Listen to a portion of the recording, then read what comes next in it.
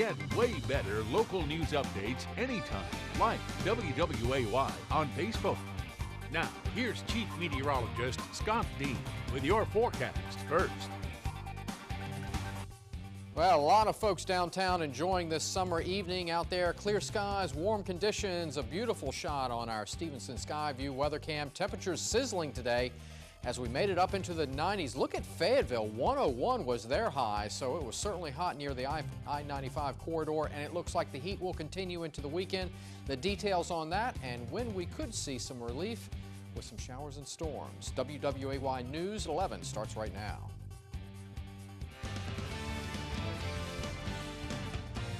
Live, local, interactive. You're watching WWAY News at 11. Now in your news at 11, new test results show the amount of Gen X in the Cape Fear River has increased in the past few weeks, what the latest numbers are revealing.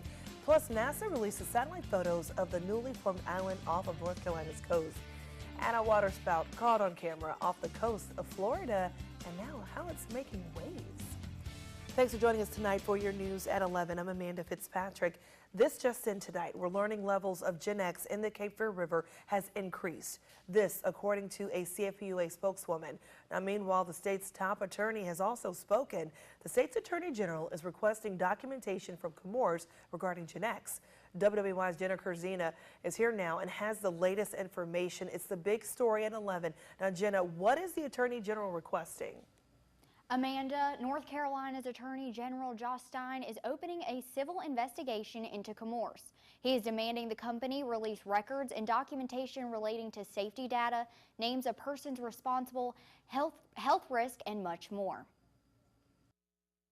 I think the company should be, responsible for what they do, for what they dump in the river. After more than a month of dealing with Gen X concerns, the public wants someone to step up and get something done. And now action is being taken. The state's top lawyer is speaking out. Attorney General Josh Stein issued a civil investigative demand requiring the company Comores to release all documents pertaining to the company's dealings with Gen X. Comores claimed they stopped disposing of Gen X in the Cape Fear River on June 21st. CFPUA released the latest results collected from the Sweeney Water Treatment Plant, with Gen X almost doubling since the company said they stopped pumping the chemical into the water. The health goal is 140 parts per trillion, and since July 17th, they have been above that number. Meanwhile, Stein is getting involved to help get answers. In a statement, he says, "We need to know more about how Comores markets Gen X, its risk, and its environmental sustainability. That's what this action demands." The public agrees and hopes the company takes this seriously. I think it's a good thing. I think that maybe by them doing that maybe the companies will get serious and tell us exactly what's going on. CFPUA says they will continue to test and consult with the Department of Environmental Quality and Department of Health and Human Services. Comores has until August 21st to provide all the documentation. If they do not comply, the AG's office communication director says they can take them to court or a judge can hold them in contempt. Amanda? All right, thank you, Jenna. Well, new at 11, a Charlotte man was arrested early today and charged with allegedly biting 3 Brunswick County Sheriff officers as they tried to remove cocaine from his mouth. The Star News reports that arrest warrants show 29-year-old Jaquan Brooks is charged with 3 counts of assault on a government official and 1 count each of resisting public officer, possession with intent to sell or deliver cocaine. This among several other charges he faces. Brooks is also facing a grand larceny charge in Horry County, South Carolina. His bail was set at more than $1 million. Noon 11, a gym in Hampstead is hosting a memorial workout tomorrow for the 15 Marines and Navy corpsmen killed in a plane crash in Mississippi last week. Coastal Fitness Center in Hampstead is partnering with Team RWB Camp Lejeune to do a 16-minute intense outdoor workout to pay tribute to the 16 men. The workout starts at 9 a.m. tomorrow and it's free. The gym will also accept donations to be given to an organization that helps the families. Since the workout is outside, please dress accordingly and bring plenty of water. New tonight, 11, the effects of House Bill 2 still being felt months after it was replaced. A revised lawsuit now naming Governor Roy Cooper, saying transgender people in our state still can't use the restrooms matching their gender identity. Elena Athens has details on the legal battle. It is time to stop this circus. The ACLU, which filed the lawsuit, says our current law is too ambiguous and continues to discriminate against the LGBT community. What HB 142 does, it kicks the can of equality down the road. Transgender Raleigh resident Madeline Ghost tells me she still lives in fear. No, we're actually in a worse position than we were before. With the uncertainty of HB 142, it really creates an arena where anybody can step in and discriminate against trans people. Opponents are criticizing Governor Roy Cooper for signing the compromise bill into law, and he is now being named in the lawsuit. His office said in a statement, the governor's ultimate goal is statewide LGBT protections, and he is going to continue working towards that. Cooper has been an opponent of House Bill 2. He refused to defend the law when he was Attorney General and called for a full repeal. We are talking about discrimination here. But 1 year later, after being elected governor, he signed off on the compromise. But this is also an important step. Lawmakers were under pressure this past spring. The NCAA was threatening to boycott our state unless House Bill 2 was repealed.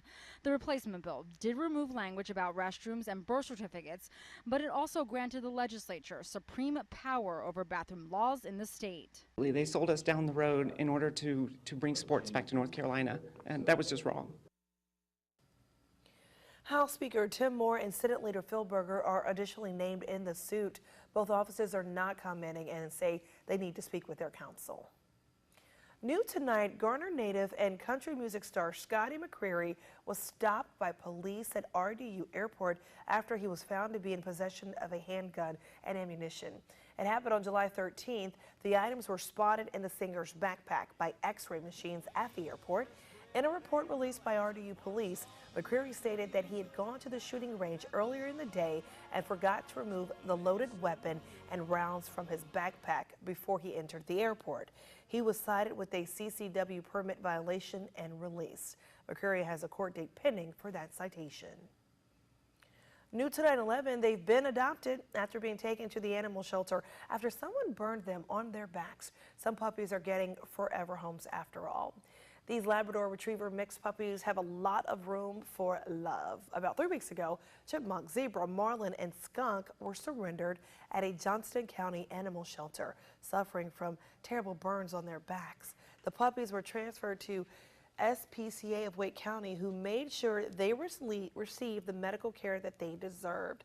After some R&R, these 4 were available to be adopted, and they were all taken home today. Noon 11, North Carolina's latest edition has made headlines around the world, and now it's gone into orbit. NASA's Earth Observatory released a series of satellite photos. It shows Shelly Island's growth from nothing to the size that it is now.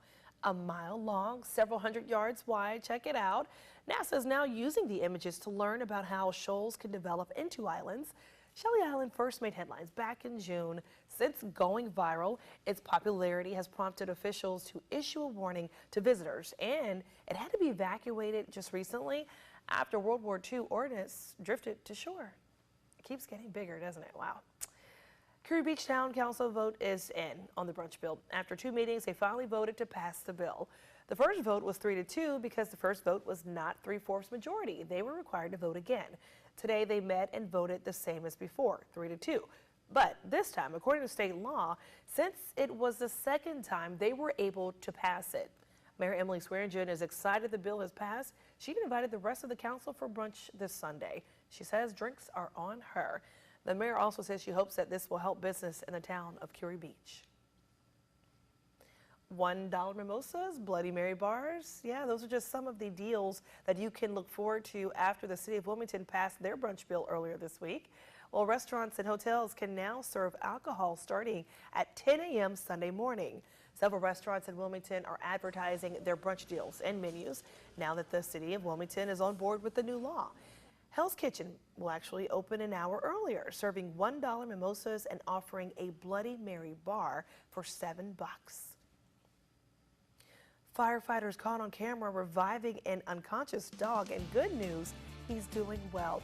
We'll have the full story and video of that saved right there coming up. Plus, Wedding bells are ringing for Stevie Wonder. Details on the singer's big news. Now, Chief Meteorologist Scott Dean with your Storm Track 3 forecast. Well, it certainly looks like it's going to be a great day, great weekend to be at the beach with temperatures that'll still be warm, even at the beaches in the upper 80s, but at least you'll have a southwest wind. It'll make it feel a little bit better, and also the surf temperature in the low 80s, so that's going to be very refreshing to jump into. Be careful, those UV indices are going to be very high at around 10, so make sure you wear the sunscreen. All right, temperatures out there right now are still around 80 degrees at 11 o'clock at night under clear skies, and it looks like we'll drop down into the mid to upper 70s as we head into tomorrow morning. Lots of sunshine out there to start off our weekend, and it looks like we're going to continue to see quite a bit of sun throughout the entire weekend all the way into early next week. Now, look at the high temperatures, not only in our area, but also in the Central Plains where it made it into the low 100s. Even up towards Washington, D.C., making it into the 90s. So a good chunk of the U.S.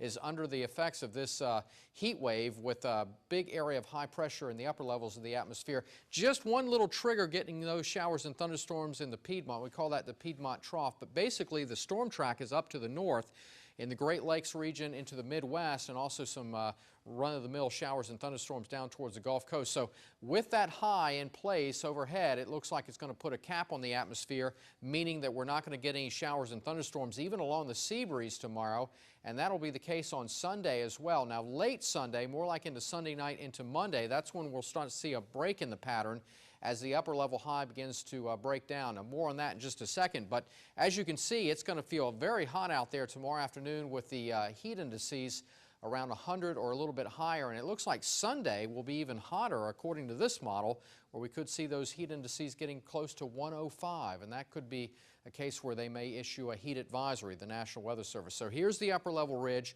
I talked about how things might change a little bit as we go into next week. As the ridge begins to break down a little bit, we get a bit of a trough that begins to build into the U.S., and that means the intense heat or the extreme heat that they're seeing in the southern plains will stay there, and we'll start to get a break as we go into next week. And as the front gets closer and closer to us, that means better chances for showers and storms, along with more cloud cover that will ease those temperatures down. But plenty of sunshine this weekend, as you need to take the heat seriously and make sure you slow down, give your body some time to get some rest and cool down, and also drink plenty of water if you're going to be outside for any length of time. But if you are going to be out at the beach, make sure you also have a good time. All right, here's your 7-day forecast. You can see those temperatures cooling off by next week, with rain chances starting to go back up. Absolutely. You definitely want to enjoy the weekend before the rain comes, and then the rain can cool us down and help out with the gardens as well. There you go. All right. Thank you, Scott. Well, if you're looking for ways to stay cool, then you need to enter our Beat the Heat contest. You can get some awesome prizes. Now, people have already gone to wwaytv3.com/contest and submitted their Beat the Heat polls for a chance to win our awesome summer prize pack. It includes 2 season passes to Jungle Rapids Family Fun Park, a brand new kayak from Sportsman Warehouse, and 1 year of Italian Ice from Gio's Italian Ice. Again, if you want to submit cool pictures like these, go to wwaytv3.com/contests and enter or vote for your favorite photo there. How cool is that wave? All right. Well, a waterspout was caught on camera off the coast of Fort Lauderdale today. The waterspout touched down, and a visible wake could be seen on the ocean surface. A boat was very near the waterspout, but fortunately appeared to not be harmed by it. Local forecasters warned that the risk of those waterspouts continued throughout the day. A California dog got a new leash on life after being pulled from a burning house and then revived by firefighters. Our Dustin Dorsey has that story. Take a look at this. Check out these firefighters reviving an unconscious dog. After pulling him from a burning house in California, Jack was unresponsive after firefighters pulled him out of the Bakersfield home. They used a special animal mask to deliver oxygen to him. After a few harrowing moments, Jack is awake and responsive. Officials say the dog did suffer respiratory injuries, but he received additional oxygen therapy and is doing well. Later on, Jack received a special visitor, the firefighter who saved him. A trip to the ballpark for some veterans would have been derailed if it weren't for some good-hearted police officers. The bus that was taking a group to the park hit an overpass ripping off the roof and sidelining the trip. None of the veterans were injured, but they risked missing the Pittsburgh Pirates game. And that's where the cops stepped in. They personally took the vets to the nearby park, even pushing some of them in their wheelchairs. Here's a heads up to any senior citizens who may be looking to visit our national parks in the future. Senior lifetime passes for the National Park Service will be going from $10 to $80 by the end of August. The bad news is that's a 700% increase. The good news is additional funds will be used for park maintenance and facility improvement. Don't want to pay the full $80? You could buy an annual pass for only $20 a year, and after 4 years, it becomes a lifetime pass. Just a friendly heads up. For Take a Look at This, I'm Dustin Dorsey. All right, sports is next on WWY News at 11. We'll meet a local boy who just likes to go fast. The story of racing Reed Whitney next.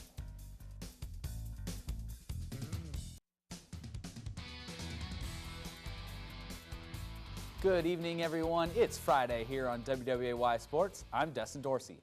While most 8-year-old kids enjoy their weekends by hanging out with friends or even just watching some TV, Reed Whitney from Leland is hitting the racing circuit across the country and winning a lot while doing it. All I see is the cars in front of me and the track. It feels amazing. It feels like I'm doing about 10, but I'm actually doing 30. There goes racing Reed Whitney. This 8-year-old has been racing since he was 5, but the plans to hit the racetrack came long before that. We kind of always knew when we had a kid we'd want him involved in racing, as we've been involved in racing our whole lives. Chuck got involved with racing thanks to his father. Reed's mother Amanda raced growing up as well. Now the Whitney family is a racing family. We travel together, we race together, and we get to really spend a lot of time together as a family. I've been involved in a lot of big race teams and a lot of big wins, but about any win with my son is my biggest. It's a lot of fun watching him race, and he's got to be pretty darn good at it. Pretty good may be an understatement. Reed has won 65 races and brought home 2 championships all over the country, bringing home trophies from nearly all of his stops, even from the Indianapolis Motor Speedway. Reed makes it look easy, but it's pretty hard because you got a bunch of good cars around you. Sometimes they aren't, but it's still really hard. The hard work is worth it for Reed, and there are a few things that top the list of his favorite things about racing. Winning, seeing my friends, and sometimes watching the races. But most of all, the reason Reed likes to race is the same as any true race car driver. I like to go fast. And while Reed's father hopes his son will continue to enjoy it and win, he has one hope for the future. As long as we can keep racing as a family and keep going forward, whether it be sprint cars, is about as far as we can take him. After that, he'd have to find some help, but just for him to have a good, respectable career in racing.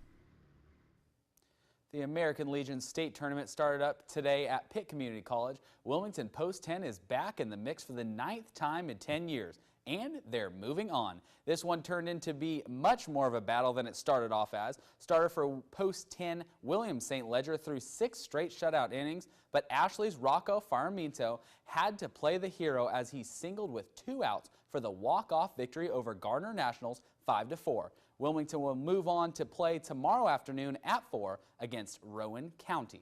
And the Wilmington Sharks played some baseball tonight as well. They made the road trip this afternoon to play Holly Springs Salamanders, and they got the win 6-5. Dayton Dugas tagged a 2-run shot in the 8th to break the 4-4 tie at that time, his first of the year. The Sharks will be home tomorrow night playing the Salamanders once again at 7:05. And that will do it for Friday Night Sports. Amanda, we missed you here on these past few nights, but we're glad to have you back just in time for the weekend.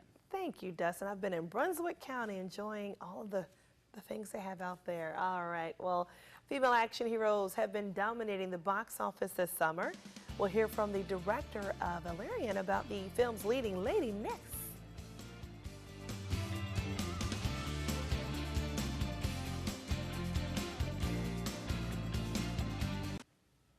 Well, looks like it's too late for Bieber to say sorry in Chinese. The 23-year-old singer is now banned from performing in Beijing while on his third world tour. Now, Beijing officials cited a series of bad behavior abroad for the canceled concerts.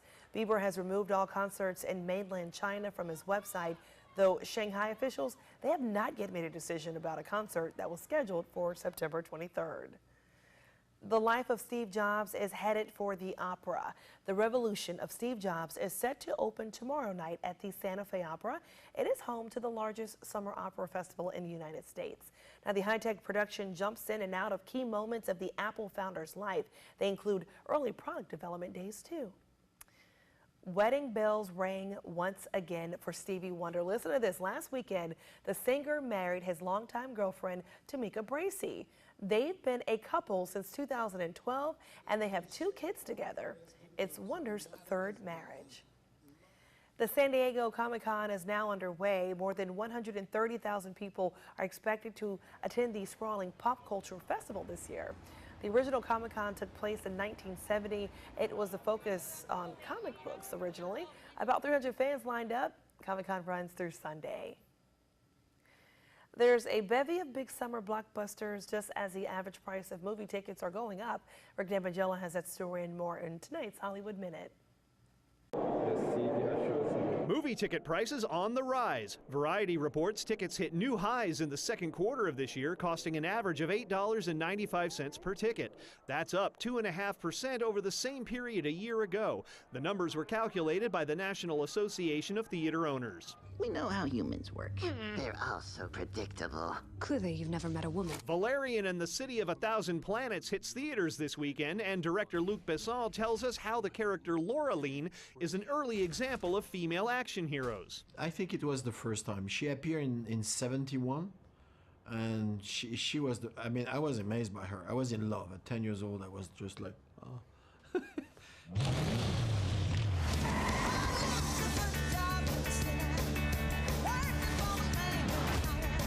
Here's a first look at the upcoming action flick Proud Mary. Taraji P. Henson from Hidden Figures stars as an assassin who crosses paths with a young boy who awakens her maternal instinct.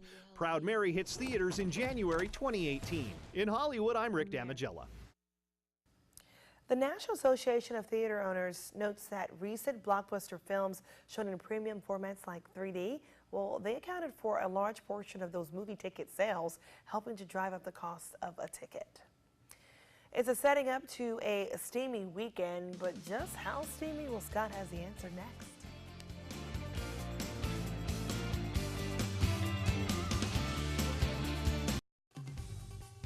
All right, hot weather as we head through the weekend. This looks to be one of the hotter weekends we've seen so far this season, with highs in the mid-90s. The hottest temperatures will be away from the beaches.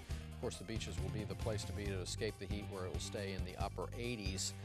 Looks like storm chances stay very low over the weekend with all that sunshine, but they start to creep upwards Sunday night. And as we go into next week, the pattern will start to break down. Better chances for showers and storms, along with more clouds holding temperatures back down close to our averages, which our average this time of year is right around 90. So it'll be 95 is a little bit above that. Yeah, a little bit above, yeah. And the heat indices is going to be around 105 or so. So it feels like 100 degrees, 105. That's right. So what's a good way of cooling down?